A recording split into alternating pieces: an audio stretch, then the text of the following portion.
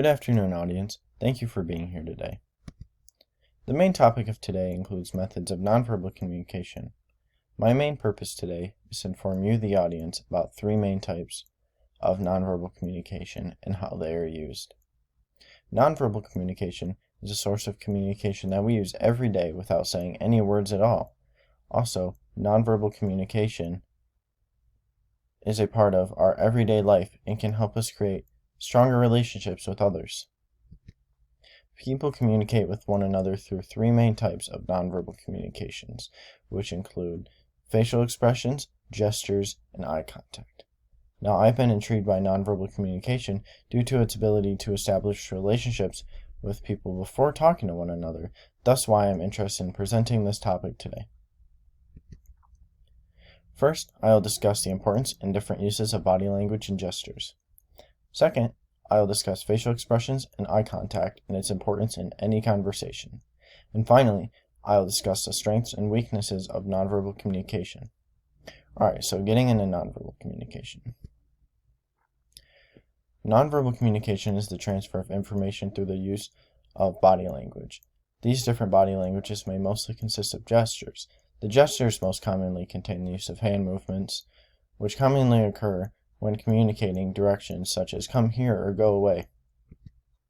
Gestures are used everywhere in the world. More importantly, they can be used in public settings while talking to a large group of people or in a one-on-one conversation to exemplify reasoning. The waving of a hand and a repetitive movement towards the body can demonstrate a meaning of come here or get over here. In school, many teachers use gestures to teach. This is to help the students better understand what is being taught. Gestures can also be used for greeting others as well. A movement of the hand and the waving motion can signify greeting and is classified as nonverbal informal gesture. Now that we have learned about the importance and different uses of body language and gestures, I will discuss the importance of facial expressions and eye contact. Other forms of body language and nonverbal communication consist of facial expressions, which can say a lot about how one is feeling and if they are listening to the speaker. In school, students make eye contact and facial expressions while watching the teacher and listening to them talk.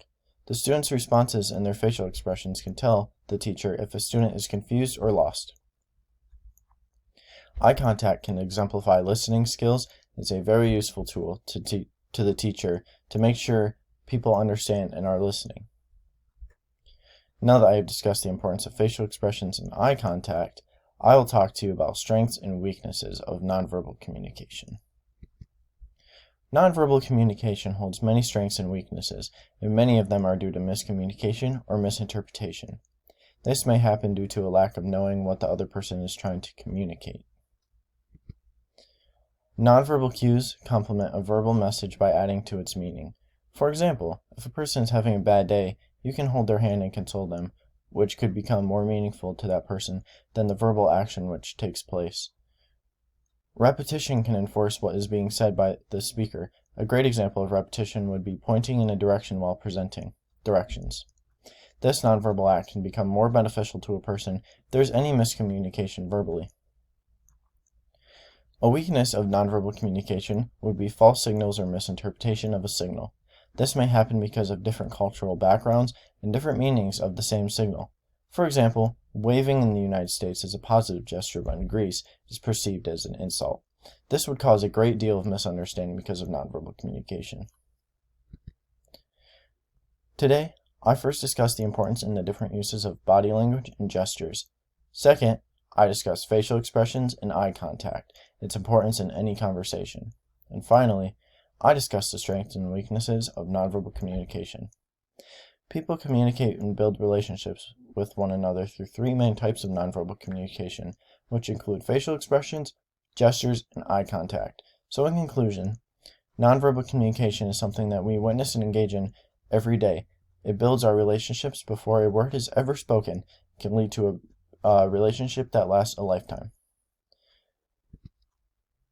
Also, here are my references that I used today.